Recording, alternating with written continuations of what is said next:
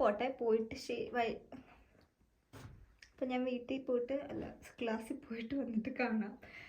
മൊത്തത്തിൽ ഞാൻ തിരിഞ്ഞിരിക്കുകയാണ് ഗൈസ്. നമുക്ക് ജിമ്മിൽ മാത്രമല്ല, നേരെ മറിച്ച് ആദ്യം സ്കൂളിൽ കഴിഞ്ഞിട്ടാണ് ജിമ്മിൽ പോകുന്നത്. എൻ്റെ ഔട്ട്ഫിറ്റ് വന്നിട്ട് ഇതാണ്. ഈ ഷൂ ഇട്ടിട്ട് തന്നെയാണ് എനിക്ക് ഷൂ ബൈറ്റ് കിട്ടിയിട്ടുള്ളത്. ഈ ഒരു കാലിന് മാത്രമേ പ്രശ്നമുള്ളൂ, ഈ ഒരു കാലിനൊന്നും പ്രശ്നമില്ല. അപ്പോൾ എനിവേ, എങ്ങനെയുണ്ട് ഷൂ എന്ന് കമൻറ്റ് ചെയ്യാം. എല്ലാവർക്കും അറിയാതിരിക്കുന്ന സാമ്പാ. അപ്പം ബൈ ബൈ. എൻ്റെ മുടി